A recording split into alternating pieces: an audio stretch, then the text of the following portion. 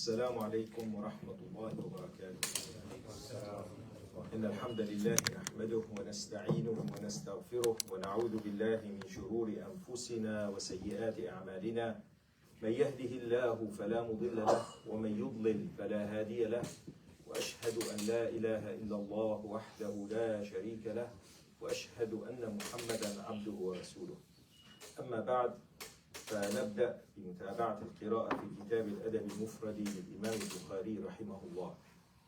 أتينا إلى باب لا تنزل الرحمة على قوم فيهم قاطع رحم.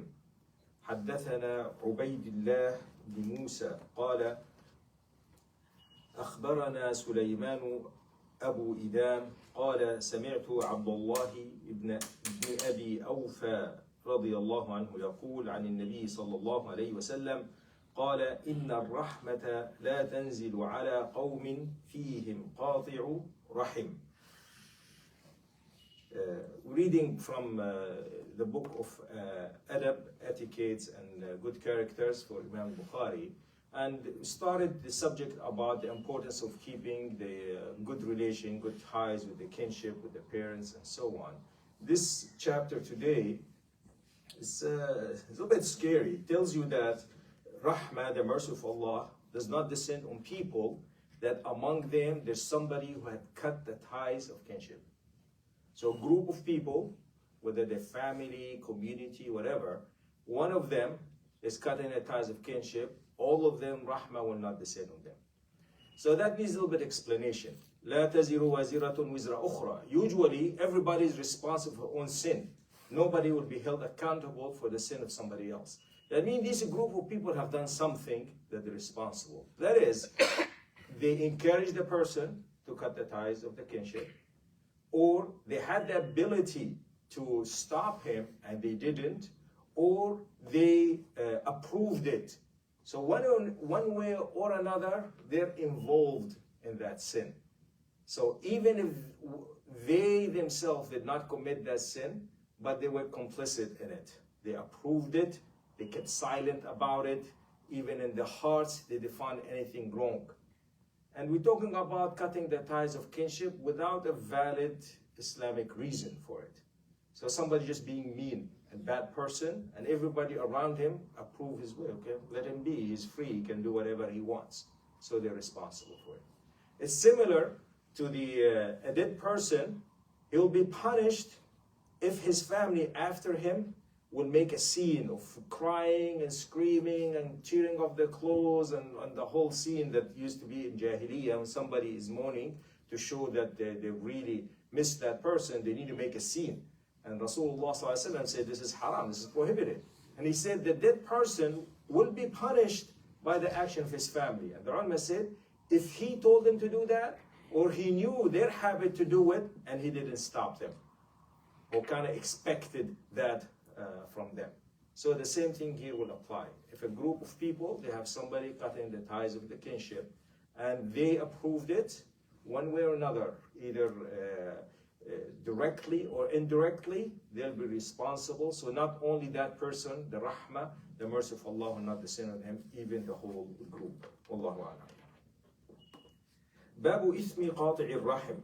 حدثنا عبد الله بن صالح قال حدثني الليث قال حدثني عقيل عن ابن شهاب قال أخبرني محمد بن جبير بن مطعم أن جبير بن مطعم رضي الله عنه أخبره أنه سمع رسول الله صلى الله عليه وسلم يقول لا يدخل الجنة قاطع رحم. This hadith tells you about specifically the person that cuts the ties of the kinship, he will not go to Jannah. He himself will not do it. حدثنا حجاج بن هال قال حدثنا شعبة قال أخبرني محمد بن عبد الجبار قال سمعت محمد بن كعب أنه سمع أبا هريرة يحدث عن رسول الله صلى الله عليه وسلم قال إن الرحم شجنة من الرحمن تقول يا رب إني ظلمت يا رب إني قطعت يا رب إني يا رب فيجيبها ألا ترضين أن أقطع من قطعك وأصل من وصلك. So in this hadith, Allah subhanahu wa ta'ala has given special relation to the rahim, to the womb. That means the whole relation of kinship. And that womb will come and complain to Allah and say, "Oh my Lord, I have been mistreated. Oh my Lord, people have cut the ties of me. Oh my Lord, this and this." So Allah will respond to it. Wouldn't you be satisfied that whoever gets you close, I'll get him close. Whoever cut you off, I will cut him off. So keeping the ties of the kinship is related to keeping the ties to Allah subhanahu wa ta'ala. And this is what you find how the Imam al-Bukhari, this is the first chapter that he put in his book. The first character of a human being, to be a good human being, that he's respectful to his parents, he keeps the ties of kinship. If somebody doesn't do that, he's unlikely to be a truthful person, an honest person, dependable person, a charitable person, generous, and so on. If the most obligation that person has to the closest to him or her, and he doesn't keep that responsibility, is unlikely to keep the other responsibility. You cannot imagine like somebody who had cut the ties of the kinship, somebody that's going to keep his salah, or somebody going to keep his fasting, or keep his charity, and so on. So the character for a person that cut the ties of the kinship is the character of a person that does not go to Jannah. حدثنا آدم بن أبي إياس حدثنا ابن أبي ذئب حدثنا سعيد بن سمعان قال سمعت أبا هريرة يتعوذ من إمارة الصبيان والسفهاء فقال سعيد بن سمعان فأخبرني ابن حسنة الجهني أنه قال لأبي هريرة ما آية ذلك قال أن تقطع الأرحام ويطاع المغوي ويعصى المرشد. In this hadith, it's more an athar from Abu Huraira that he used to ask Allah to give him refuge from the time that the leaders will be the younger ones and the ones that are not wise. Subyan was sufaha. Part of the things that Abu Huraira he inherited from Rasulullah sallallahu alaihi wasallam, the hadith, the matters that relates to fitan, what things will happen later on, especially with ruling, with politics and the whole thing. And he didn't mention all of it just because it's going to create chaos and fitna rather than be helpful. Things that are important for our religion, for our fiqh, for all these matters, he told it. But things like this, he knew Rasulullah told him there will be times that the leaders will be the younger one. They just inherit leadership from their parents and they will not be wise. So one asked Abu Huraira, so how would I know that this is happening? He said, you'll see when people are not keeping the ties of the kinship, when a person that saying things that lead people astray and they follow him, and a person that say the right thing, tell the guidance, people will not follow the guidance. So these all are signs of ignorance spreading and people following people of dunya, following their own desires. So one of the first things that they will do, they cut that social network. And that's what you're going to find. In communities where the social network is close, people are more religious. In communities when these social networks are loose, nobody cares for anybody, this all hell break loose. And even in non-Muslim communities, you find that. You find areas where there are going to be drugs and corruption and so on.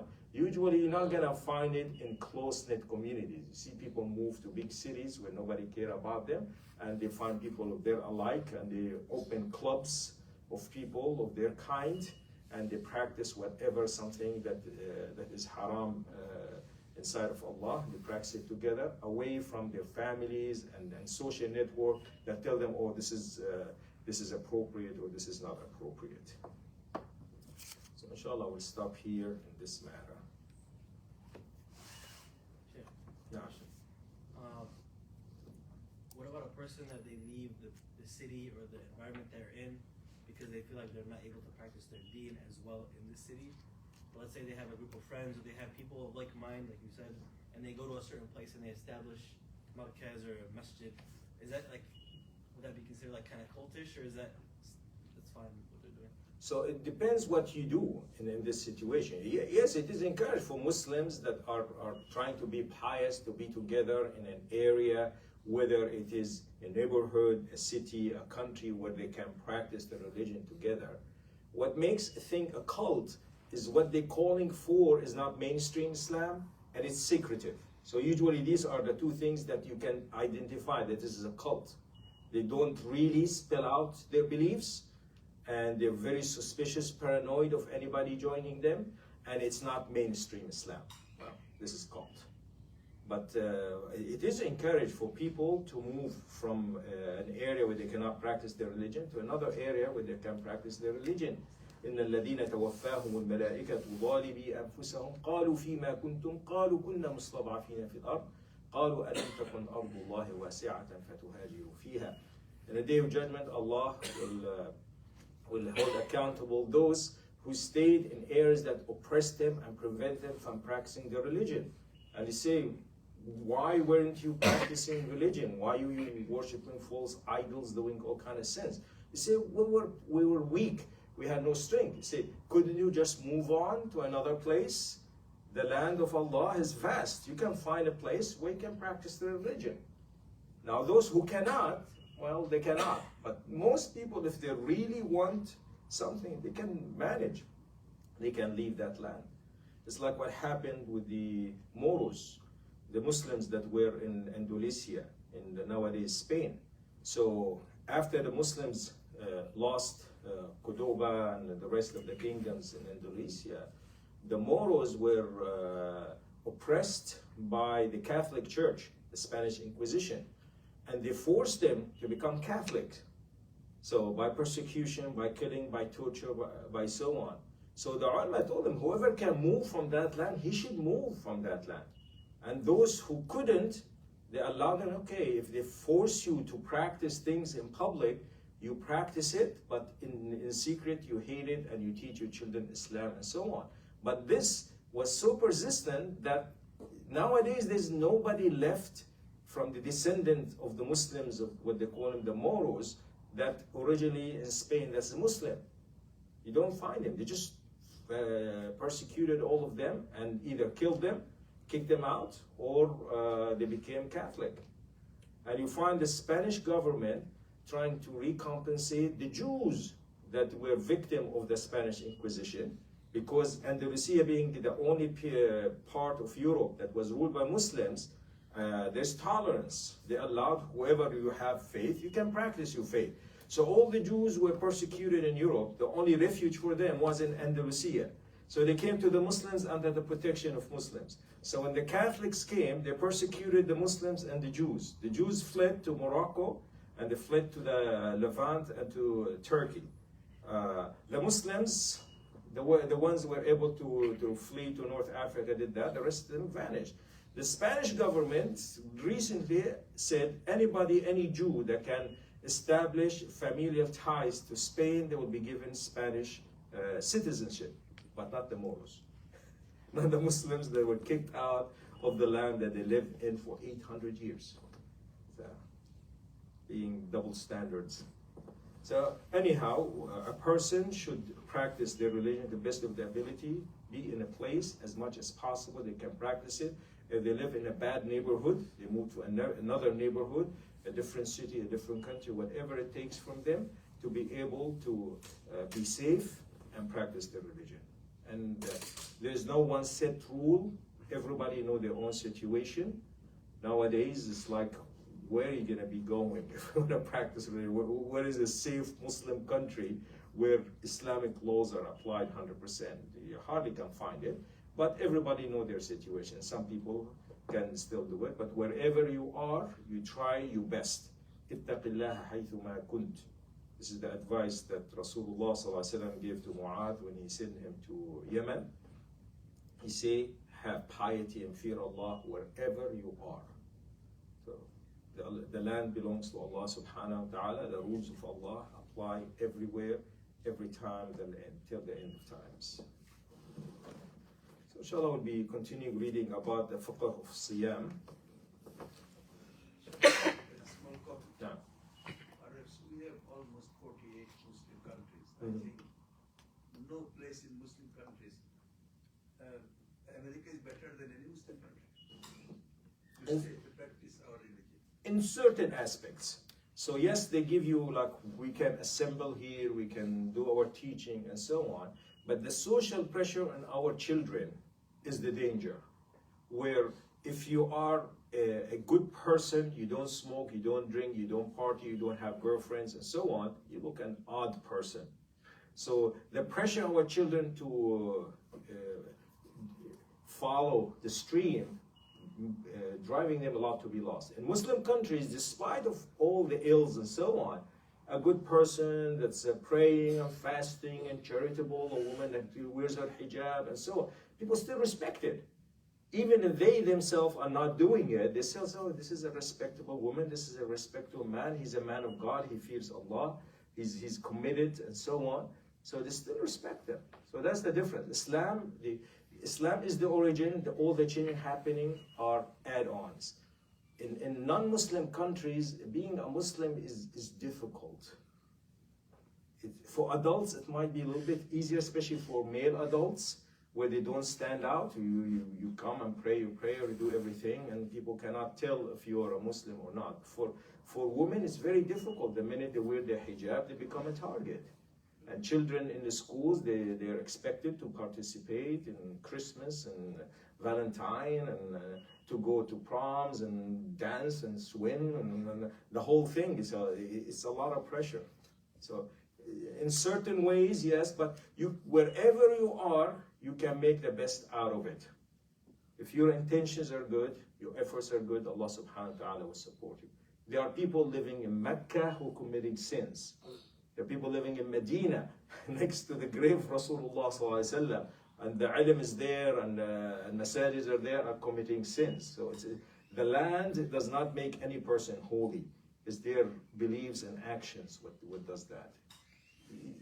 You try your best. No, I'm just saying about this. I understand your point, yeah. Yes.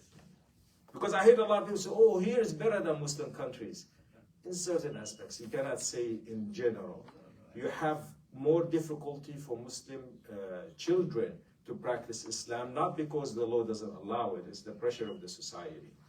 I'm just saying it for expressing my sadness Yeah. in Muslim countries. Unfortunately, I mean that's Especially in my country. yeah.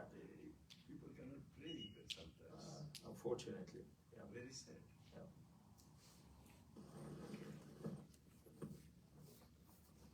ذكرنا في أمور متعلقة في الصيام في أركانه وواجباته والأمور والأيام المنهية عنها. نأتي إلى شيء من صيام التطوع. So we talked a little bit about the fasting, about the obligations, the pillars, the things that a person should do, the days a person should not be fasting.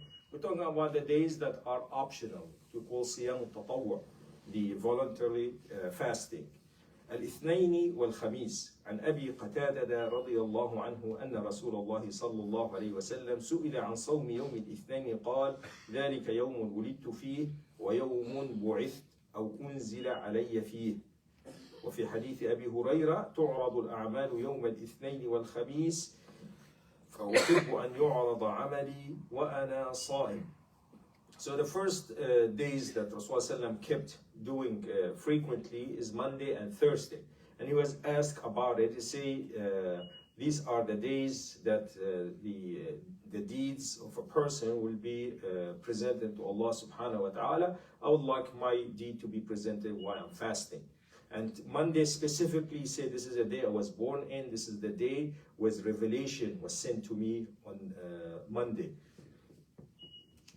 وعن أبي هريرة أيضا أن النبي صلى الله عليه وسلم كان يصوم الاثنين والخميس فقيل يا رسول الله إنك تصوم الاثنين والخميس فقال إن يوم الاثنين والخميس يغفر الله فيهما لكل مسلم إلا مهتجرين يقول دعهما حتى يصطلحا. And once he was asked Rasulullah ﷺ about why he keep fasting Monday and Thursday, see, these are days that Allah forgive for every Muslim except for two Muslims that abandoned one another. That means without a valid religious reason. And Allah will say, let them alone until they reconcile. So abandoning a Muslim brother intentionally without a valid religious reason is a reason for a person is not included in this specific mercy of Monday and Thursday. It's not for relatives, right? It's just like any Muslim. Any Muslim. So this is the beyond the rahim. This is any Muslim that intention, and usually it is for personal reasons. That this person, he didn't invite me to his son's wedding, or this person, I wanted to buy land from him, he sold it to someone else, or something of that sort. It's dunya related, not religious related. And a person decides, oh, I will never talk with him, I will never show him respect, I will never salute him, and so on. So this will be a reason for both of them that the actions will not be accounted for on Monday and Thursday. That will be included in that maghfirah and forgiveness. والنوع الثاني. No, I was just going to ask, is that similar to the night of the middle of Sha'ban as well? Yes, yeah.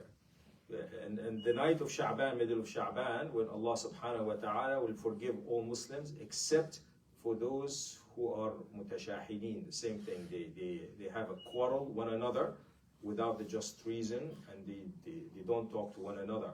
So the middle of Sha'ban, when Allah will forgive, when the actions of a human being will be presented to Allah for the whole year, and the decree for the whole year descended in the middle of Sha'ban, who's going to be alive, who's going to be dying, and so on, except for those who have a quarrel, they will not be forgiven. So one should avoid having hatred towards another Muslim. Yeah, question, brother? Start from here. Yeah, what does it mean to like leave your Muslim brother? Like, if for personal reasons, can you just, avoid hanging out with him too much? Can you just like say salam to them? So abandoning him, that means ignoring him totally. You see him in the street, you turn your face away from him. He says salamu alaikum, you ignore his salam. He invite people, invite you, you don't respond to his invitation. He's sick, you wouldn't visit him. Signs of total disregard and disrespect. That's right. You said both of them don't have the rahmah. Yeah. What if one of them has done their part? Yeah, so, yeah. If one of them done his part, he's done his part. But usually it takes two people.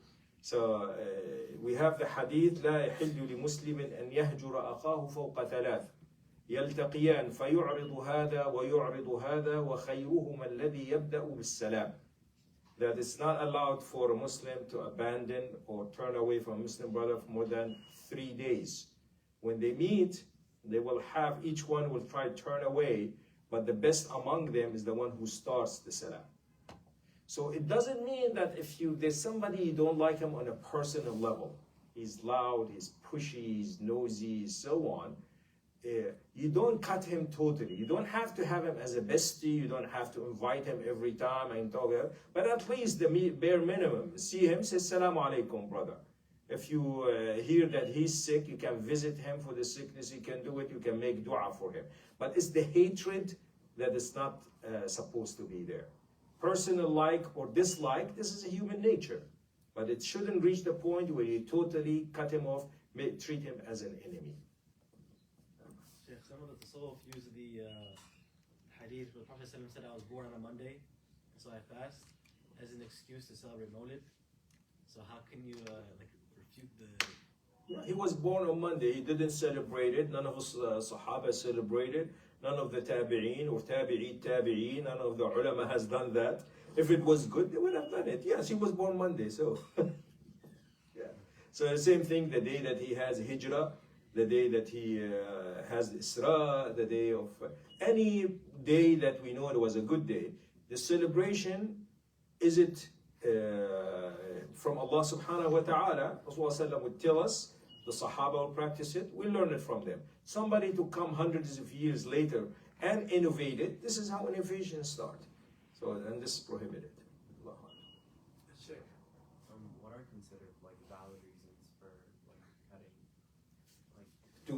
Yeah, so somebody who's harmful to Muslims. Somebody who's selling drugs, selling alcohol, somebody who's abusing people verbally or physically, bullying people, stealing their money, cheating them, being a disrespectful person, and so on. So for a good, valid religious reason. Or somebody who stole money from you, he wouldn't give you your property back, ask him back, he wouldn't do it. You have to sue him to get your rights, and so on. So all these are valid reasons, not just for personal disagreement.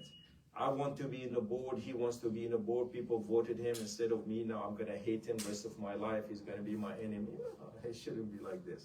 Yes, Akhi. Just mentioning something that somebody, somebody put something to him and he made the khiyana of his amana. Mhm.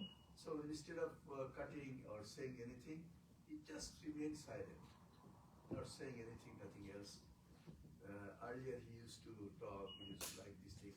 Nowadays he doesn't talk, but he doesn't show any enmity to me. Mhm. What is it? So the amana that the trust that he betrayed, was it a personal or was it a personal? Yeah. So he can forgive him. I forgive, but I don't. Somebody he doesn't like to talk to him because he's such a bad person. Yeah. One who do not follow the amana. Yeah. He's not Muslim in fact. Yeah. So there are reasons. Some people justify their actions for weak reasons. I know, like, people will be partners in a business. Yes. And they're supposed to split. Muslims treat one another with ihsan, beyond justice. What is beyond fairness and justice is to be charitable. So if your brother have a point against you, he has some point, I mean, you can argue about it, you can hate him for it, you can sue him for it, or just forgive him and move on. For the sake of Allah, this is encouraged. But as long as not hurting somebody who's a cheater and liar, he should be exposed to those who are doing business with him. So somebody, every time somebody does business with him, they betray the trust and cheat him. So if you know another brother gonna do business with him, say, brother, you're gonna do business with him, but be careful, have everything in writing, double check the books. If he betrayed me, he betrayed another person, just be careful with that. So it has to be for the sake of Allah. More explanation I needed. Many people have this transaction problem. Mm. Suppose I give somebody 10,000, later on he refuse. Mhm. So I don't want to fight against him, or I do not want to quarrel with him. He is a bit relative to me. I remain silent, doing nothing. And I say, after Almighty Allah, what do you think about this? Yeah. So this is forgiveness. This is yes. Yes. You have the right. You I have. don't talk to him. You don't talk to him. No, I hate to talk to him. Yeah. If he's totally not gonna. Also, I declared that I will not talk to him. Yeah. I didn't declare. Yeah. So in your part here, you're doing it because he's not a trustworthy person. He's not a good person. So you're doing it for a religious reason beyond the personal reason. Yes. I mean, the money, you already forgave him for the money. But he's not a good person. You want to keep relation with him because he's going to betray you again. So you're trying to keep ties. So the intentions matters in front of Allah subhanahu wa ta'ala. So you're trying to be forgiving as much as possible, but you can limit the relation with a person if there is harm coming from it. You don't have to keep ties with people that keep harming you, but you keep minimum ties. If they see Assalamu alaikum, alaikum assalam. If you know he's sick, you make dua for him. If you know his children gonna get married, you make dua for barakah and so on. So you don't cut them totally unless they're really totally bad people. So you're trying to be proportional in your response and not let your personal feeling judge it. You try to think of everything for the sake of Allah subhanahu wa ta'ala. And that's a higher level. أَذِلَّةً عَلَى الْمُؤْمِنِينَ عِزَّةً عَلَى الْكَافِرِينَ. Allah, when He describing the people that He loves, are people who are humble towards the believers. They're not fair, they're humble. They think of themselves less than the rest of the believers. They try to give them leeway. They can't help them. When they're lending people money, if they see they have hardships, say, okay, brother, I know you cannot pay me 100% what I gave you. How much can you give me? How much time you want? And so on. So beyond fairness, they're generous. And these are the kind of people that Allah is generous with. deep inside their heart, they have peace and tranquility, and Allah will give them barakah in everything, in their life, in their family, in their wealth, and it makes it worth it. Like, what is the extent that, like, do you give them like da'wah, reminders of Allah? And if you do, what is like where you're just like, okay, now I'm gonna cut them off? Like, what's the? This is case by case. Yes. So you try your best. Once you reach a point, it's not going to be helpful. That's the time you keep your distance. But at the same time, you don't hate them. You don't wish them ill. You don't try to hurt them. Because some people, revenge becomes like a sickness for them. That person took that thing from me, I'm going to keep it. I know some people, when they quarrel with somebody else, they call the FBI and say, oh, that person is a terrorist because he took my money, he didn't pay me back for it. I mean, come on. This is extreme. I've seen husbands and wives, they're doing this. They call the police on one another because they're quarreling and they have whatever issue they have with the wife will call, he's beating me up. Then he will call the husband later on, a week later, and say, oh, she pulled a knife on me or a gun on me and so on. They get restraining order, they go to the court, they start lying one another. And so, I mean, this is not how it should be. So we talk about encouraging fasting Monday and Thursday. The second kind of fasting, this is the maximum a person can do, fast one day and break fast one day. And we mentioned the hadith of Abdullah ibn Amr, how he wanted to every night to stay up every night, fast every day. And then Rasulullah sallallahu alaihi wasallam, he told him, it's a lengthy hadith, and at the end he said, فصم يوما وأفطر يوما فذلك صيام داود عليه السلام وهو أفضل الصيام فقلت إني أطيق أفضل من ذلك فقال النبي صلى الله عليه وسلم لا أفضل من ذلك. So he told him, if you fast one day, break fast one day. Abdullah ibn Amr, being young and enthusiastic, said, I can do more. He said, there's nothing better. It's not about the amount of action you do. It has to do with following the orders of Allah. So the minimum and the maximum is set by Allah subhanahu wa ta'ala. It's not up to people. You're worshipping Allah to please Allah, not according to your own desires. وعنه عبد الله بن عمرو رضي الله عنهما أيضا قال قال رسول الله صلى الله عليه وسلم إن أحب الصيام إلى الله صيام داود وأحب الصلاة إلى الله صلاة داود عليه السلام كان ينام نصف الليل ويقوم ثلثا وينام سدسا وكان يصوم يوما ويفطر يوما.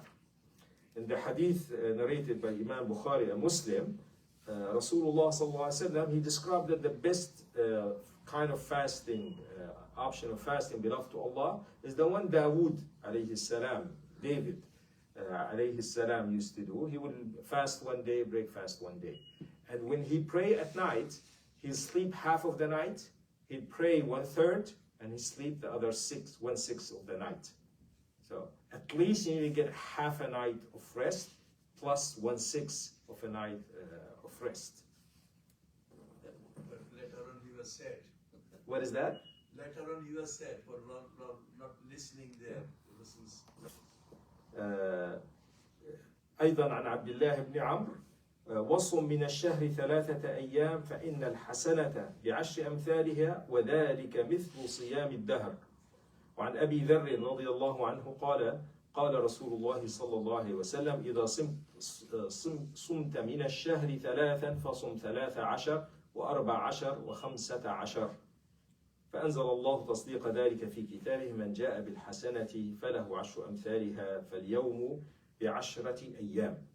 So when first Abdullah ibn Amr, he approached Rasulullah sallallahu that he wanted to fast every day, Rasulullah told him to fast 3 days of the month.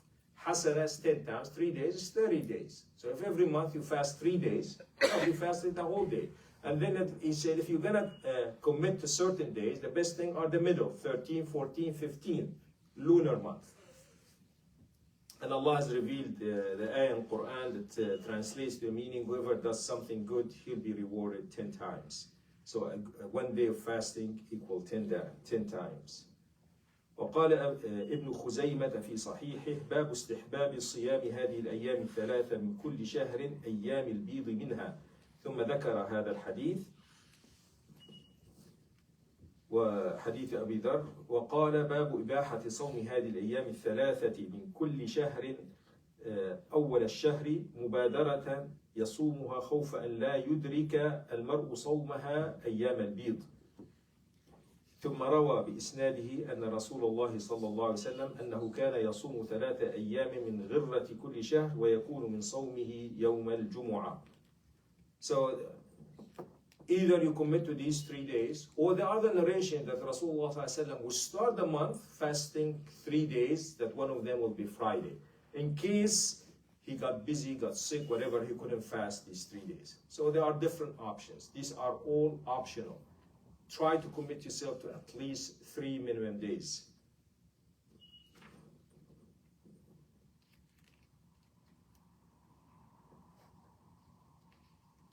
وفي حديث عائشة سئلت أكان رسول الله صلى الله عليه وسلم يصوم من كل شهر 3 أيام؟ قالت نعم. وقلت لها من أي أيام الشهر كان يصوم؟ قالت لم يكن يبالي من أي أيام الشهر يصوم. Aisha radiallahu anha, he was asked, would Rasulullah sallam every month fast at least 3 days? He said yes. He said, which days? He said any. So sometimes he commit to the middle third or in the beginning. At least he does 3 days of every month. Yes, brother, I have a question. Okay. Yes. So I know that Ayam al-Tashriq to fast is haram, right? Yes. And Ayam al-Tashriq is 11th, 12th, and 13th. Yes. So if you have Eid to it, 10, 11, 12, and 13. And how about if you want to try to fast Ayam al-Bid in the month of Al-Hijjah? Yeah. Is it applicable or no? You skip? No, you skip it. No. You already remember the first 9 days of the Hijjah where fasting is encouraged. So most people already done their 3 days. They done it in the first 9 days of the Hijjah. So you'll be fine. And we can fast tomorrow, right? Since it's the 15th? Yes, yeah, you can do. It doesn't have to be 2 days, just tomorrow. Yeah, you can do it. Only Saturday you don't fast it, or you don't fast Friday alone. Sunday you can fast it, yeah, because if it is, I don't know. So when you said 3 days in a month, you're saying consecutively? Any 3 days. You can do it consecutively, you can do it sporadically, depending how what you feel. Some people, it's easier for them to fast Mondays. Some people are Thursdays. Some people, the only day off is Tuesday and they want to fast. Some people, it's easier for them to fast when they're working. They get busy, they don't feel the thirst. Some when they're off. So it's option. This is fadlullah. You take from it whatever you can. So this is a general hadith that is being specified by the other hadith that we mentioned previously. As in, like here it says you can fast any day, but then like it will be specified with the other hadith, like except for Saturday only. Except Yes, for yes, yeah, exactly. So this any day, but as the brother was saying, any day, this is the general. But we have libaha, so this is something permissible, general. Once something becomes, you say it is prohibited, you make it specific, and the prohibition takes precedence on what is permissible in matters of ibadah. So matters of worship, once there is specific, this is prohibited, this is prohibited, the general permission does not overrule it. The specific prohibition takes precedence over the general permission. So general permission, any day of the month. Specific prohibition, you don't fast Friday alone, you don't fast Saturday unless it is an obligation. Somebody has a question? Okay, so we know fasting 6 days of Shawwal after Ramadan is Sunnah.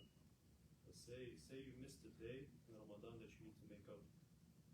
If you fast one of those days of Shawwal, does that suffice you making up a day that you missed in Ramadan as well as No. getting the ajr of Shawwal? No, because that first one is an obligation. You have to do it. Because remember, you're trying to do, when you do 6 days of Shawwal, that's 60 days. So that's in top of Ramadan. So if you haven't fulfilled Ramadan, it's not going to be counted. Because Ramadan by itself is 1 month, it will be counted 10 months. So now you're left with 2 months. When you do 6 days of Shawwal, you'll get the ajr, the reward of 60 days.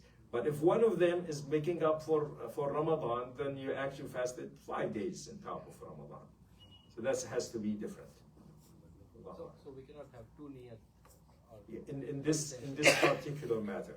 Sometimes combining niyyah is allowed, sometimes it's not. In this matter, when you have fard fasting and optional fasting, they have to be separate. So let's say somebody has kafara and he has to fast 2 months consecutive, and Ramadan comes in it. It's okay, I'm gonna count it in it. No, this is fun. You have to do it. Your kafara still has to go somewhere else. Yeah. So in certain matters, it is accepted. It's like when you're praying, coming for masjid, and you're praying 2 ruk'ah sunnat al-fajr before salat al-fajr, then this is tahiyyat al-masjid. So you don't have to have 2 sunnah of fajr and 2 sunnah of tahiyyat al-masjid. Because the hadith tell you shouldn't sit unless you pray 2 ruk'ah at least. So it could be fard, could be sunnah. So once you've done it, you're good. So it depends on the situation. Sometimes it's allowed to combine the niyyah, sometimes the niyyah is not allowed. Allahu A'lam. It's like doing Umrah and Hajj, that's optional. After you're done your fard Hajj, when you're doing a second Hajj, you can have a niyyah in somebody's behalf. Your aunt died, she didn't make Hajj, she had intention to make Hajj, and you make Hajj in the intention for her. You get the ajr of Hajj and she gets the ajr of it. So in this case, it is allowed. But your own Hajj, you cannot have combined with niyyah of somebody else. So it is your first Hajj, the niyyah for you. And Shubruma. when there's one Sahabi, he said, Labbaik Allah and Shubruma. And Rasulullah said, who's Shubruma? I said, my cousin. He said, did you make Hajj? He said, no. He said, you make Hajj first, then you make Hajj on Shubruma. So he start with you first. So I know that after Adhan, Fajr, no sunnah except the sunnah al-Fajr. Is what I know. No. But I sometimes see in this mosque, people are praying, again they make niyyah for another 2 rakats. It shouldn't be. It should be only 2 sunnah. Even if somebody missed witr, let's say somebody prayed Qiyamul Layl and he was intending to pray the 3 ruk'ah of witr before Fajr, and he woke up just time of Fajr. They prayed after sunrise. Yes. So they prayed at the time of Duha, and instead of 3, they prayed 4. This was the practice of Rasulullah sallallahu alaihi wasallam. إذا ذكرنا صوم الاثنين والخميس، صوم يوم وإفطار يوم، 3 أيام كل شهر، والنوع الرابع من الصيام التطوع أكثر شعبان. عن عائشة رضي الله عنها قالت: كان رسول الله صلى الله عليه وسلم يصوم حتى نقول لا يفطر، ويفطر حتى نقول لا يصوم، وما رأيت رسول الله صلى الله عليه وسلم استكمل صيام شهر إلا رمضان، وما رأيته أكثر صياما منه في شعبان. Aisha radiallahu anha described the fasting of Rasulullah sallallahu alaihi wasallam. Say sometimes he'll continue fasting and say he's not going to break his fast, and sometimes he goes on without fasting and say he wouldn't fast. So that's optional. And he never fasted a whole month except Ramadan. And after Ramadan, there wasn't any month that he fasted more than he fasted in Sha'ban. وقد سأله أسامة بن زيد: قلت يا رسول الله لم أرك تصوم من شهر من الشهور ما تصوم من شعبان، قال ذلك شهر تغفل الناس فيه عنه بين رجب وشعبان، وهو الشهر ترفع فيه الأعمال إلى رب العالمين، وأحب أن يرفع عملي وأنا صائم. So the Sha'ban, when Usama ibn Zayd was one of the most beloved Sahaba to Rasulullah sallam. He was like almost his grandson, because Zayd, at some point, he was adopted by Rasulullah sallam. And then when adoption was prohibited, at one point they called him Zayd ibn Muhammad. And then when the prohibition for adoption was removed, say Zayd ibn Haritha was. So his son Usama was very beloved to Rasulullah sallam. He was like his grandson. And he asked him, "O Rasulullah, I've seen you fast from Sha'ban more than you fast any other month." Say this is a month a lot of people don't pay attention to it. Rajab, in Jahiliyyah, people used to know this is Shahr Muharram, and Mudar used to honor this month more than any other month. So people know about Rajab, they fast in it and so on. And Ramadan, people know about it. And Sha'ban, people forget about it. And Sha'ban is the time of the year with the sum of the whole amal, all your deeds are going to be presented to Allah subhanahu wa ta'ala. And I like that my actions are presented in front of Allah while I'm in a state of fasting. So this is another reason. But we said, for those who are not in a habit of fasting, they should have started after the middle of Sha'ban. If they started early in the month, that's fine. Or they used to fast before that, that's fine. But not the old. Now it's middle of Sha'ban, I'm going to be fasting 3-4 days every week to train myself for Ramadan. That's kind of too late. والنوع الخامس 6 أيام من شوال. عن أبي أيوب الأنصاري رضي الله عنه أن رسول الله صلى الله عليه وسلم قال: من صام رمضان ثم أتبعه 6 من شوال كان كصيام الدهر. The hadith narrated by Sahabi Abu Ayyub al-Ansari that Rasulullah sallallahu alaihi wasallam said, whoever fasts Ramadan then followed with 6 days of Shawwal will be as if he fasted the whole year, and we explained it.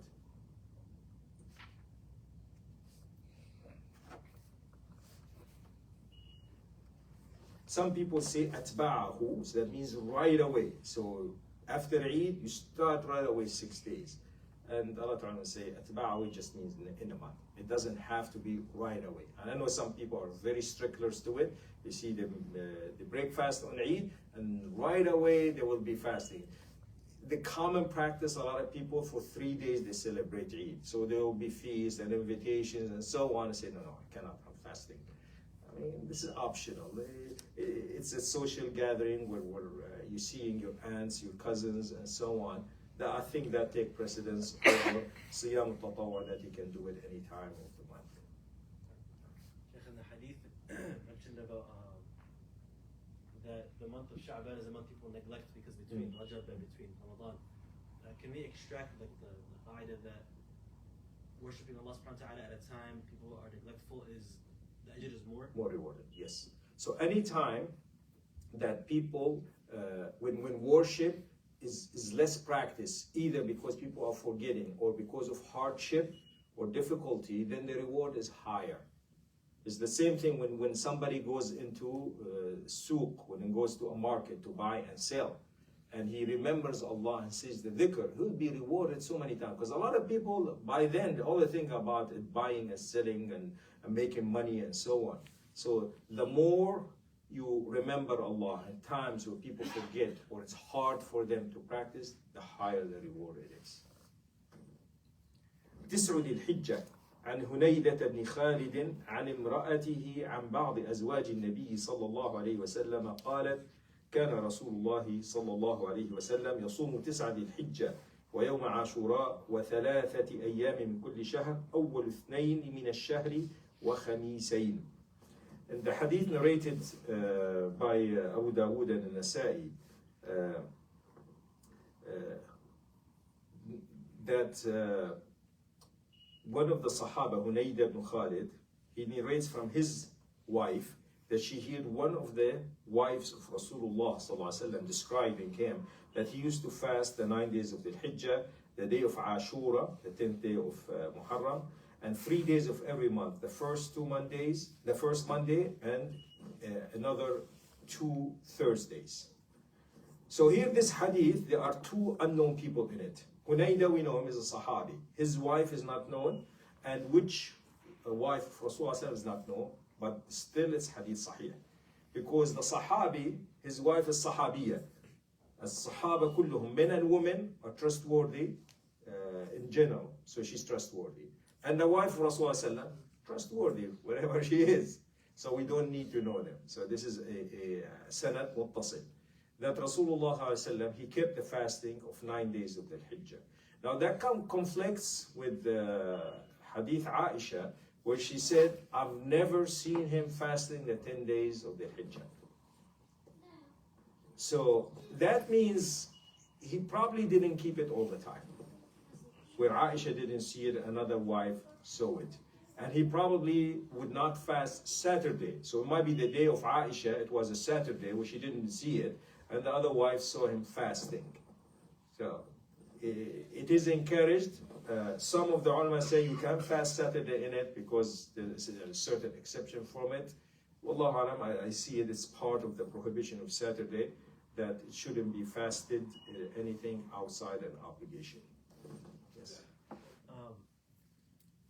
Is it true that the Prophet used to visit all of his wives during the day, like not spend the night with them, but at least during the day he would stop and give salam and spend the day with them? So like, how would they not know if he was fasting or not know what his situation was? It depends. So sometimes he does if he's free, sometimes he's busy.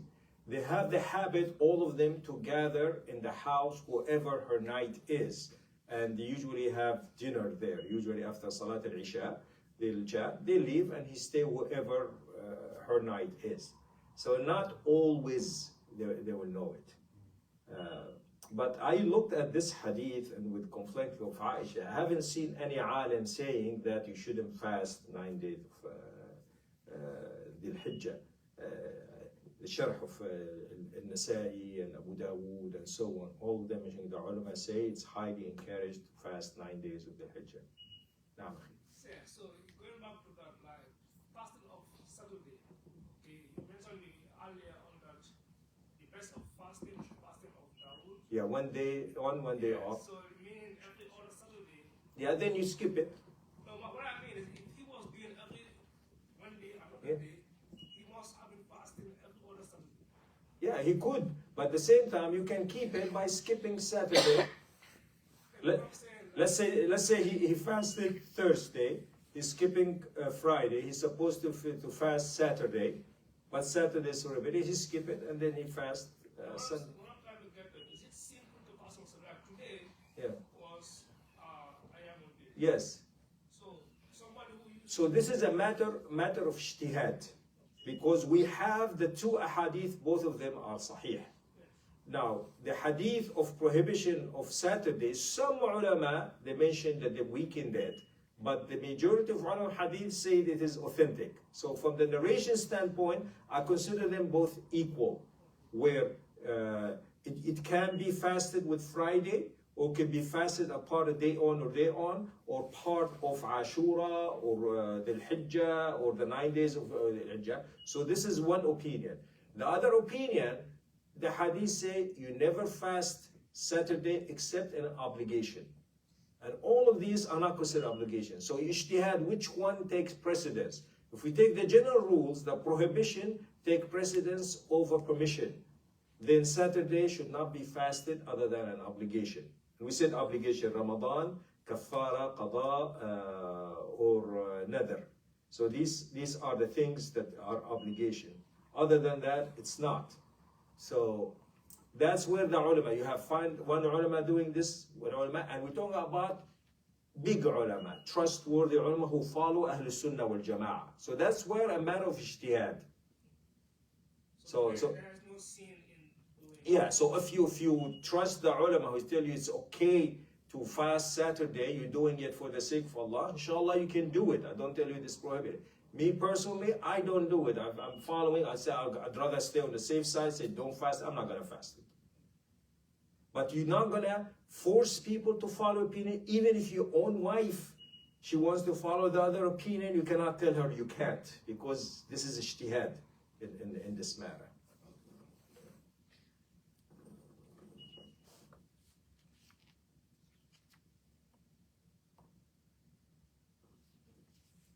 قال ابن خزيمة بعد الحديث السابق ما رأيت رسول الله صلى الله عليه وسلم صائما في العشر قد قال باب ذكر علة قد كان النبي صلى الله عليه وسلم يترك لها بعض أعمال التطوع وإن كان يحث عليها خشية أن يفرض عليهم ذلك الفعل ما خفف على الناس من الفرائض وكان رسول الله صلى الله عليه وسلم يترك العمل وهو يحب أن يفعله خشية أن يستن به فيفرض عليهم.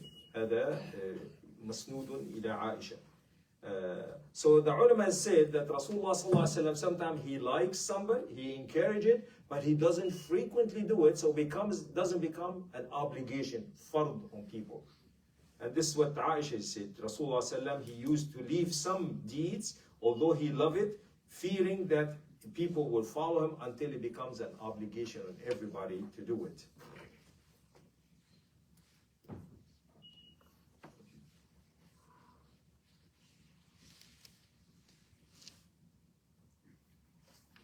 وقال النووي فيتأول قولها لم يصم العشر أنه لم يصمه لعارض مرض أو سفر أو غيرهما أو أنها لم تره صائما ولا يلزم من ذلك عدم صيامه في نفس الأمر. وقال في الروضة الندية وعدم رؤيتها وعلمها لا يستلزم العدم. There is a قاعدة general rule من علم حجة على من لم يعلم. If somebody from the Sahaba or wife Rasulullah say, I've never seen Rasulullah doing this. They're right, they never seen it. Another Sahabi said, I saw Rasulullah do it. Both are correct. This person never seen him doing this, and this person once seen him doing this. So that means sometimes he did it, where not everybody. It's like there's one Sahabi said, Rasulullah never urinated standing up. Never. And then one of the Sahaba said, I saw him once standing up in front of where they dumped the garbage, was at the outskirts. He was standing up but covered. He's covering himself, urinating on that garbage. So that means if a person is safe, he's not going to be exposed, and he's not going to be splashed with the urine, that it is sometimes permissible to urinate standing up. Although the general rule is to do it sitting down. And so on. So you'll find it a lot of hadith. So he never done it, and then one say he saw him do it.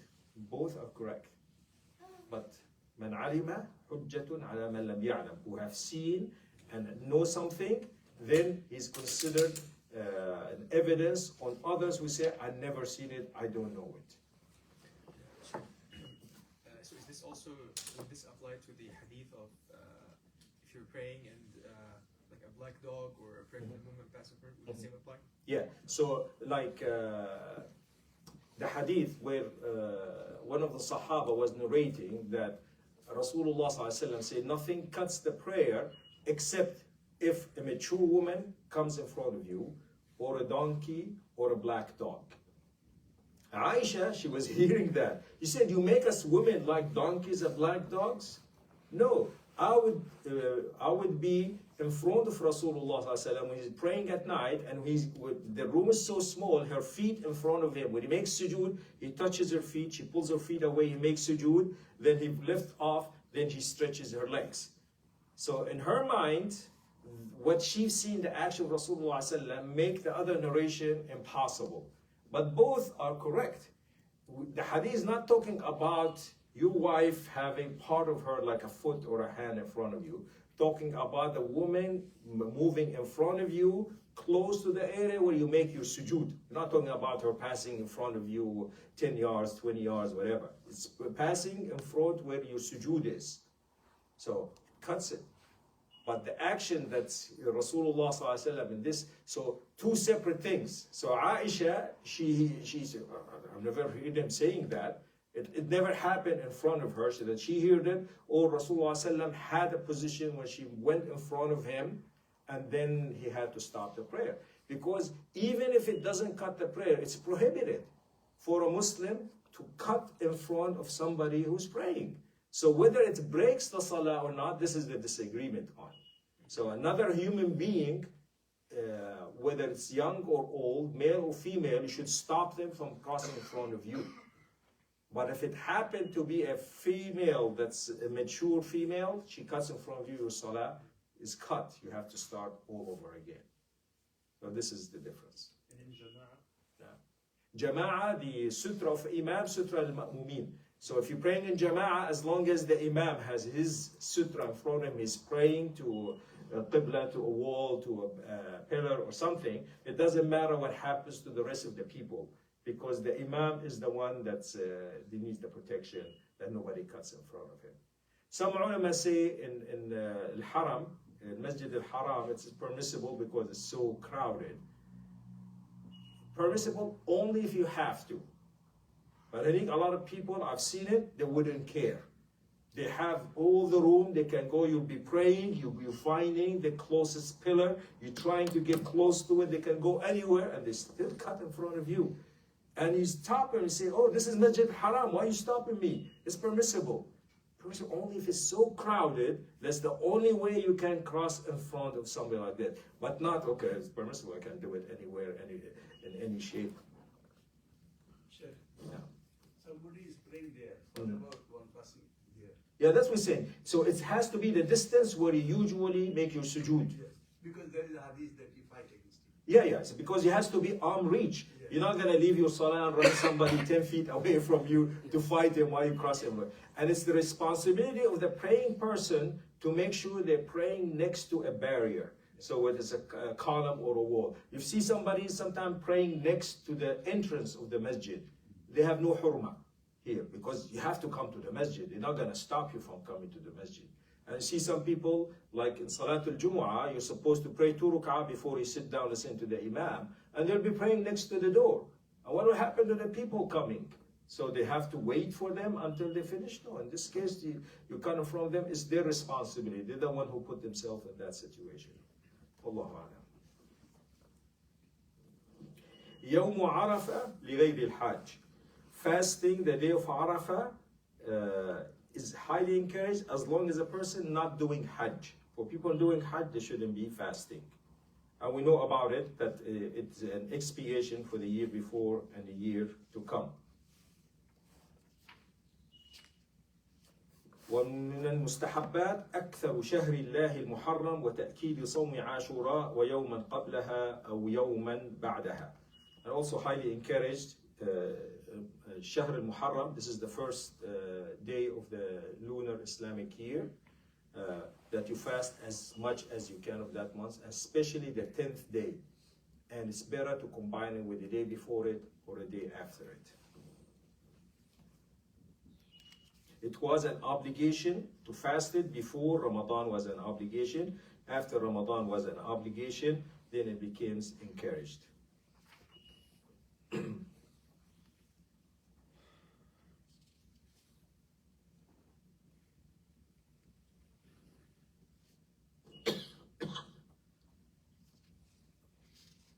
هل يصح إظهار السرور يوم عاشوراء والاكتحال وطبخ الحبوب ونحوه؟ أجاب الشيخ الإسلام ابن تيمية: الحمد لله رب العالمين، لم يرد في شيء من ذلك حديث صحيح عن النبي صلى الله عليه وسلم ولا عن أحد من أصحابه، ولا استحب ذلك أحد من أئمة المسلمين ولا الأئمة الأربعة، ولا روى أحد أهل الكتب المعتبرة من ذلك شيئا إلى غير ذلك. والحديث الموضوع: من وسع على أهل يوم عاشوراء وسع الله عليه سائر السنة، حديث موضوع مكذوب. So the day of Ashura, you have two extremes. You have the one extreme, the Shia, who start beating themselves and cutting themselves and declaring a day of mourning because Hussein, radiyallahu anhu, he was killed on that day. So it's a day of mourning for them. And you have the extreme the other day, they make it a day of happiness and cooking special meals and inviting people and so on. Both of them are Buddha in the religion. The Sunnah, you fast that day. Because this is when Rasulullah came to Medina, he used to fast it in Jahiliyyah and in Quraysh. They used to fast it as a remnant of the teaching of Ismail and Ibrahim. And then in Medina, he found the Jews fasting it. He said, why are you fasting it? He said, this is the day that Allah has saved Musa and his people from Pharaoh. So this is the day when they cut the sea, and the sea parted and swallowed Pharaoh. He said, we're more worthy of this day than Musa and than the Jews nowadays. We're more worthy of considered followers of Musa than the Jews of his time. And he ordered the Muslims to fast that day. So the order was sent, whoever was fasting, let him fast. Those who are not fasting, let him abstain from eating the rest of the day. And it was an obligation for the first 2 years in Medina until Ramadan was obligated in the second year of Hijrah.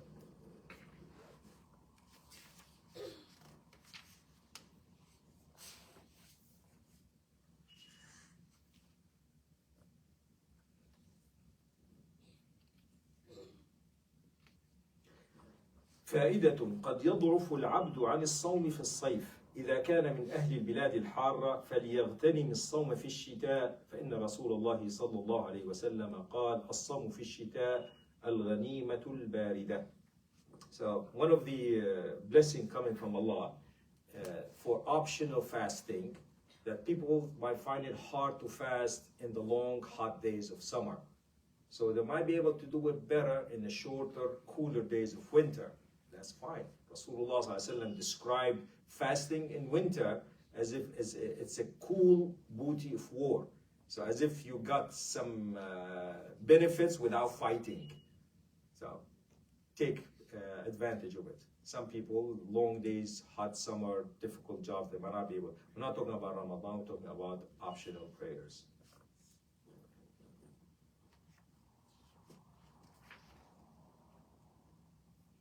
باب جواز فطر الصائم المتطوع.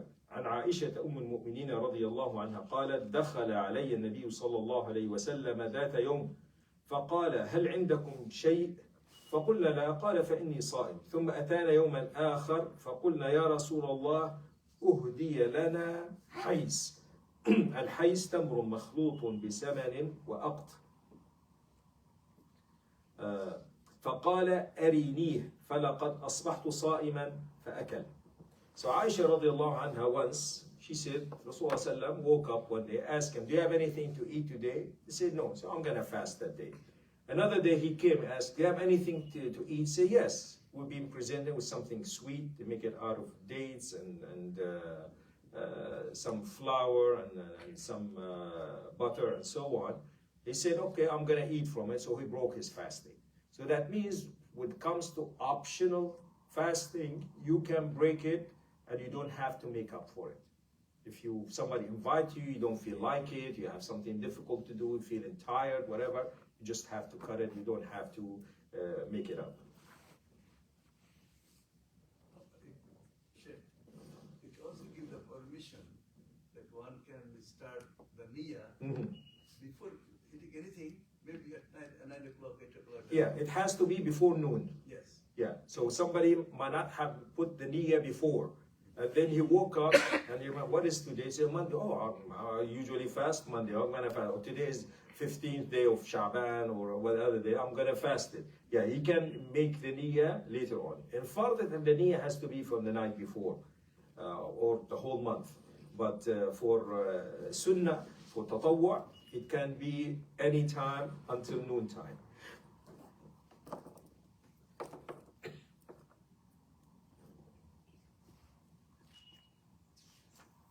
وعن أم هانئ رضي الله عنها قالت: كنت قاعدة عند النبي صلى الله عليه وسلم فأتي بشراب فشرب منه ثم ناولني فشربت منه فقلت: إني أذنبت فاستغفر لي.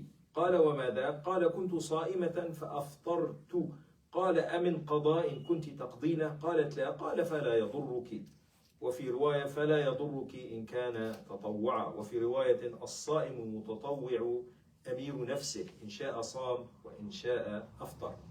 Hani, the Sahabi radiallahu anhu, I said once she was sitting in the presence of Rasulullah sallallahu alaihi wasallam, he was given something to drink, he drank from it, then he gave it to her.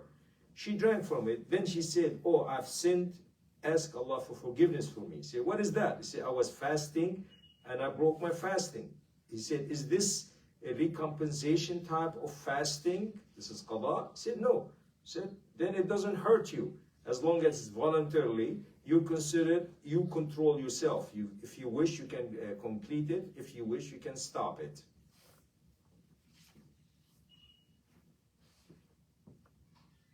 وعن أبي سعيد الخدري رضي الله عنه أنه قال: صنعت لرسول الله صلى الله عليه وسلم طعاما فأتاني هو وأصحابه فلما وضع الطعام قال رجل من القوم: إني صائم. فقال رسول الله صلى الله عليه وسلم: دعاكم أخوكم وتكلف لكم كل يوما ثم صم مكانه إن شئت.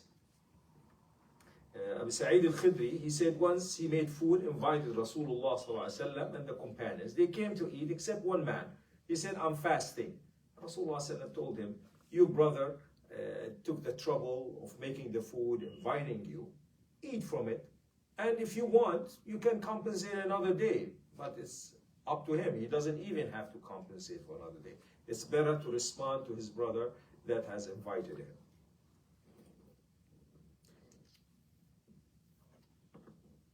So inshallah we'll stop here. Any questions? No. Sheikh, this is a hadith that talks about haram for women to travel without mahram. Yeah. And there's another hadith that talks about there'll come a day when a woman will travel from Sana'a to another place, only fearing that her sheep will be eaten.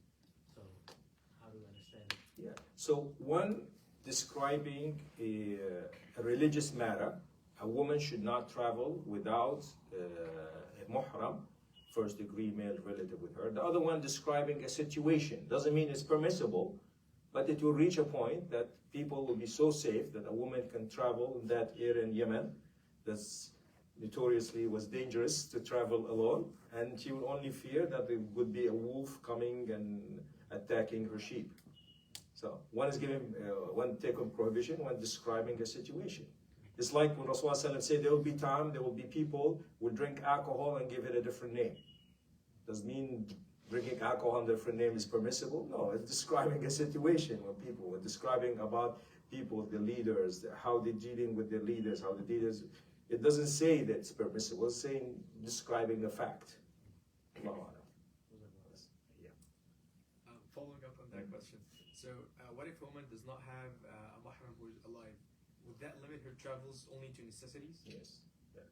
So if a woman is alone, let's say she was in this country, her husband died, none of her children here, none of her, and so on. She can only travel for things that necessity, but she shouldn't be going on a cruise, and going and visiting, I don't know, whatever she wants to visit, and so on.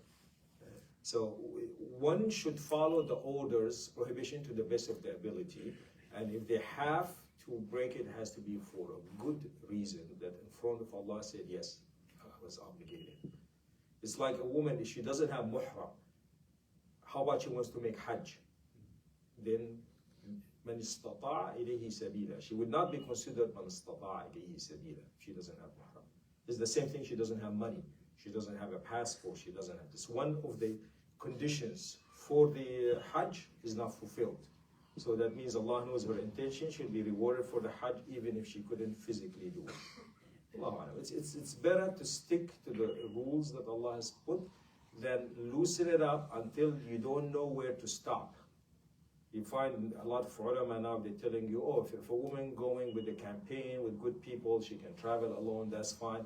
Even in Saudi Arabia, they stopped asking for people going for hajj to have a mahram. Nowadays, any kind of travel, that a woman can just take her passport and pack and leave and go anywhere. I would say maybe governments should not interfere with these matters. Let the religious matters to people, to their religion between them and Allah, and the worldly matter. You cannot force people to be religious.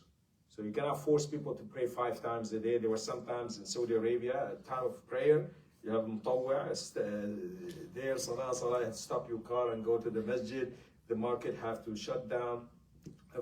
You cannot force people to practice religion.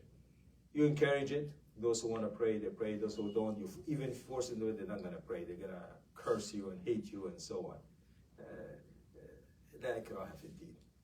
Time of the Sahaba, Rasulullah sallam, the ulama and so on, they didn't do that. They didn't force people in a way that make them hate religion. But you wouldn't allow public sins. So people are not allowed to drink in public. People are not allowed, men and women, to be together in public if they're not related, or dress inappropriately for men or women and stuff like this. What they do in the privacy of their home, between them and Allah. There are people who are drinking, people who had relations and so on. Allah will judge them. It's just you don't want that public sin to be encouraged. Allah. No. For breaking the optional fast, when somebody invites you, is that considered mustahab? Yeah, so there are certain things almost like wajib. So if it was for the wedding feast, it is an obligation. You have to break your fast to attend it. Unless, let's say, if it was, you have a day you have to compensate and Sha'ban about to finish, so you have no other option. Yeah, but it is better. Now, general invitations, I would say you judge it. Is it something gonna hurt that brother? He just having the brothers sit together, have a cup of tea and some cake, and he wouldn't mind if you're fasting or not, that's fine. But if somebody already got the whole camel cooked and ready for you, and he invited 100 people to eat it, and he really wants you to be there, and you're not gonna be there, then that's okay, I have to do it. So it's a judgment call. In general, it's better to respond to it. You put it in mind, would you go if you're not fasting? If you answer yes, I would go if I'm not fasting, it's better to respond. Like if a husband sends his wife, like he sends her off with the airplane, and then Her brother would receives her at the Hajj or something. And so I'll tell you a story. It happened with one of my friends. So his wife traveling overseas, he drives her to Chicago. He goes with her until she goes in the plane. She rides. He sees the plane moving tarmac. He drives and goes back. The minute they start driving, something happens in the plane. They drop. All the passengers have to debark. They stayed a night or two in Chicago until full. So by the time he made it back to Louisville, he receives a call. The plane was canceled. You have to come back. So you never know what happens. Yes, you need to take your precautions. If a woman has to travel alone, to the best of your ability to keep her safe and so on. But as I said, you try to limit it to necessities, not to make it a habit. Oh, she just her I don't know, friend in college having a baby shower, and she wants to visit her, and she takes the plane and goes there and so on. So try to limit it. It's not about controlling women. It's not about limiting their freedom. It's about being obedient to Allah. What difference does it make? As you said, nowadays it's safe. Me as a male, what difference does it make for me, for a woman to drive 1 hour in the city to go visit her friend, go to college, and then go shopping and so on, or fly 1 hour to another city? It doesn't make a difference to me, but what is considered driving, when commuting, when is allowed, what is not allowed. It's for the sake of Allah. It's not about control. It's I'm responsible, she's responsible for it. The same thing for women wearing hijab or not wearing hijab. You can have a woman wearing hijab, she's stealing and lying and cheating and doing. Another woman not wearing hijab, she's still praying, she's still charitable, she's doing the fasting and so on. It's about obedience to Allah. It's not about control of a woman. A lot of people trying to make religion as a control. When they see a Muslim woman in hijab, or they think that she's oppressed, that she doesn't have her freedom, males are controlling her, they're abusing her. No, she's doing it for the sake of Allah. A woman, the minute she leaves the house, who knows what she's wearing? She can right away, she can take her off her hijab and take her abaya off, and she wears whatever she wants to wear. You cannot. She's doing it for the sake of Allah. You don't want your wife or your daughters to be doing it for you, and then behind your back doing it wrongly. No, you don't want that. The same thing for the male. So whatever that you do it for the sake of Allah, not to impress anybody else. What is considered traveling? Like, how far would they be traveling to where they need a mahram? So this question, Allah is related to what we call urf, common sense. Whatever accepted in your time to be considered traveling. When somebody say, I'm traveling, they didn't consider traveling. It's not necessarily distance or time. Distance probably has more to do than with time. So if a person normally most people would consider more than a couple hours nowadays driving, traveling. Less than an hour, they might consider commuting. If somebody going to Frankfurt back and forth, somebody that has business in Lexington, they keep going back and forth every day, they consider themselves commuting. Or somebody going to Cincinnati, Indianapolis, Chicago, Detroit, and so on. And a plane might take an hour. It might be less than a distance stuck in traffic here. So it has to do with common sense. So as long as this distance people normally consider traveling, then this is traveling. Could we take a general ruling that, so there's a hukum and we know the hikmah behind it, right? For example, of traveling, maybe it could be the hikmah that for safety purposes. And the safety itself is guaranteed. She's going to be safe the whole journey. The hukum still remains the same. So can you take it across the board? Yeah, so the hukum, generally, the hukum usually there's a reason behind it. We might find that reason, we might not find that reason, but if the reason is gone, doesn't mean that hukum is not gone.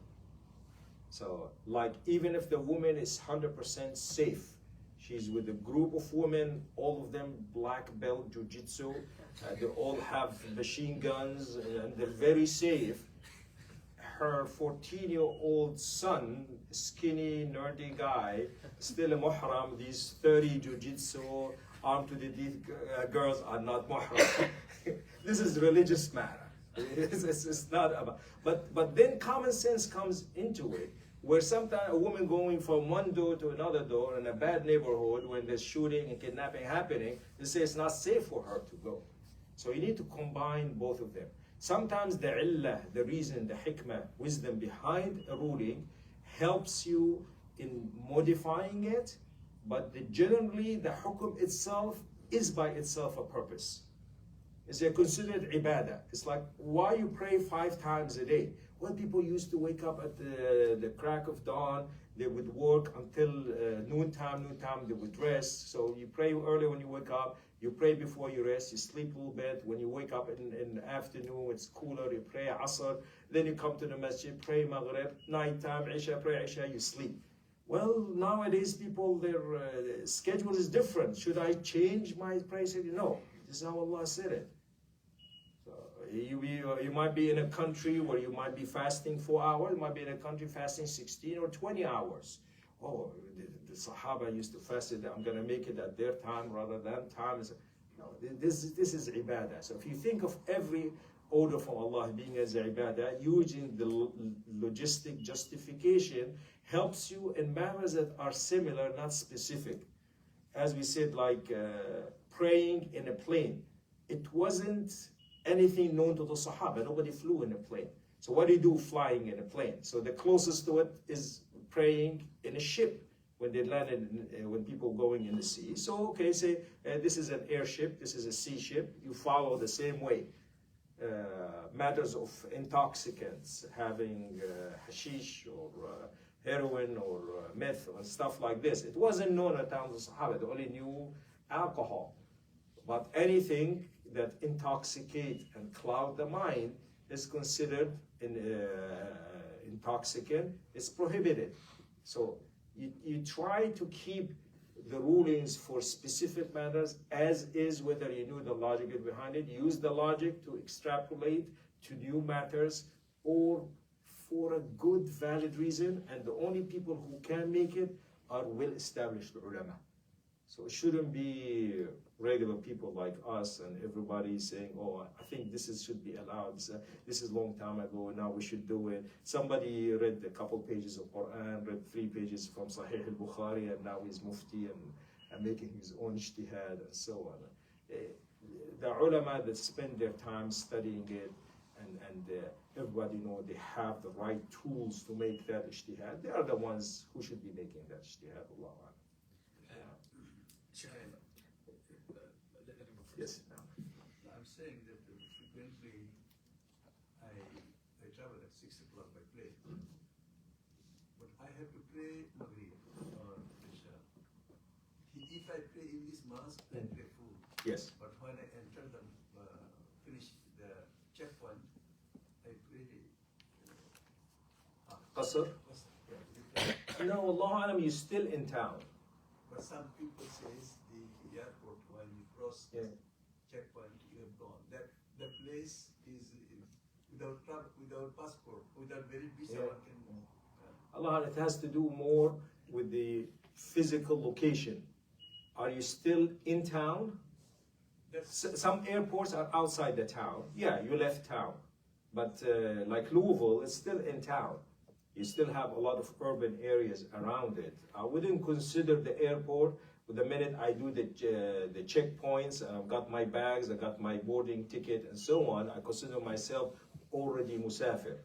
It's the minute I leave the urban area that I consider myself musafir. You can make jama, but you can make qasr until you actually left the town that you're in. Allah. This is what we understood from the ulama. Fasting, yes, you can break it the minute that you have the intention, you got your bags, you rode in your car, that's it, you can break it even before you leave the urban area. But for the qasr, for the salah, you have to physically leave the urban area, not necessarily the checkpoint. Another thing, nowadays many women ask they can go with other women to make Umrah. Yeah. And that's what we're talking about, that some ulama have said it is permissible, but wallahu alam, there's no proof of that.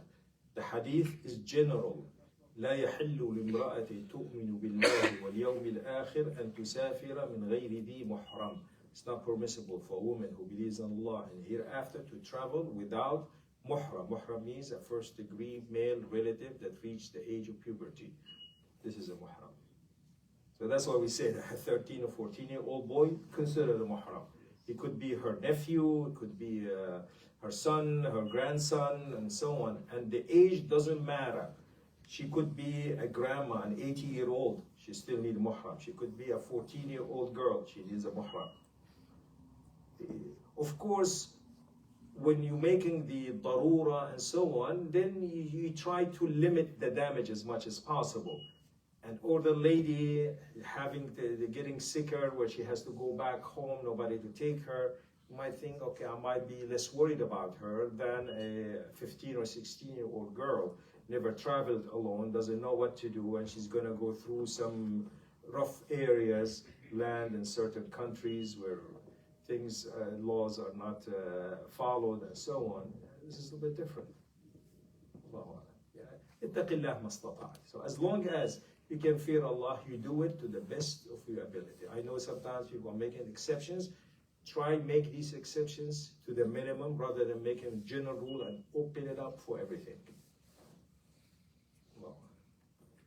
But very old woman, very old woman, she has no intention for anything. I know, that's still, the hadith was, لا يحل لامرأة, as long as she described as a woman, it's not permissible.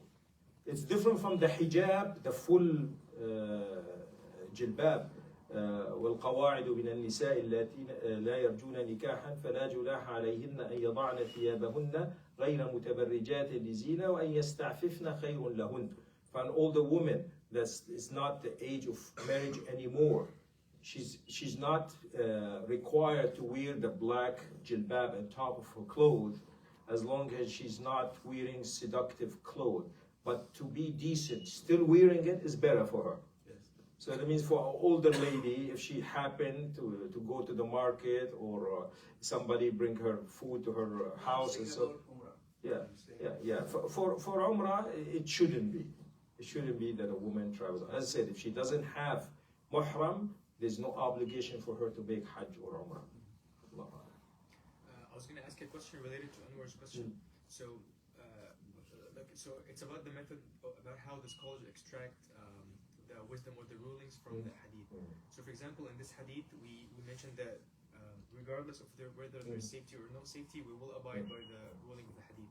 But for example, in the hadith of when the Prophet was seen urinating while he was standing, they extracted that, okay, the reason is because it might splash on you, especially if you're like urinating on a hard surface. And so then, okay, if it's not a hard surface, it's allowed.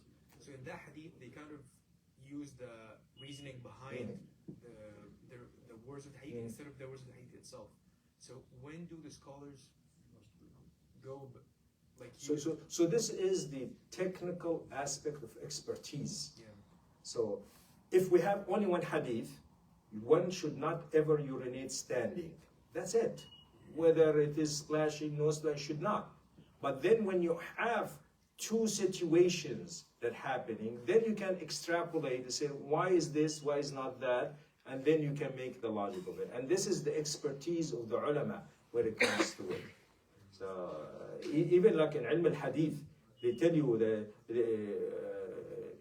isnad has to be correct, everybody correct, and without shudud, without illah, sometimes without something wrong with it. And they couldn't define what illah is. They tell you, Ahlus San'a a'lamu biha. That the people of hadith, they know this illah. And then when they talk about, oh, this illah is this person, that person, when he met with that, his teacher, he met him after he got old, So his narration from that teacher is not accepted. The other students, older, who narrated from their teacher before he got demented is accepted. So yes, the men are trustworthy in the hadith, it's connected, everything applies to it, but the problem with it is this para. A regular person that we have a program, you Google this person, you Google the narrators, oh yeah, this is a trustworthy alim, this is the tabi'i, this is the hadi, this is connected, click, it's sahih. Alim of hadith, no, you have to be careful. Yes, this student is trustworthy, his teacher is trustworthy, but the way he got it is after his teacher got demented. So his narration is not accepted, another student is accepted. So only an expert will be able to do it. It's the same thing with medicine. When you have some people Google something and they come and argue with you, and say, oh, Google said this and this, shouldn't I be doing it? I give corona dies with bleach, so I should inject everybody with bleach and get rid of corona. The doctor said, no, this is not how it works. Unfortunately, I have some doctors doing it. They're prescribing hydrogen peroxide nebulized for people to breathe it to kill the corona. So where did it get from? Well, it kills corona. Yeah, it kills the person also. You get rid of the corona if there's nobody to get sick. So you need an expert to handle this matter. So that's what we say. When matters that are changing and you need extrapolation, you need to use the logic, you need to have experts in doing it. And these are well-established ulama. Not people who are interested. I consider ourselves not even students of knowledge, interested in knowledge.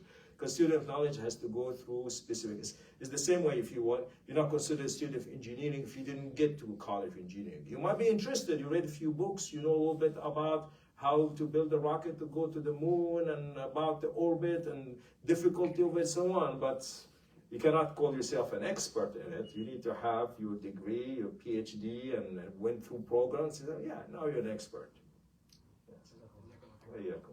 سبحانك اللهم وبحمدك اشهد ان لا اله الا انت استغفرك واتوب اليك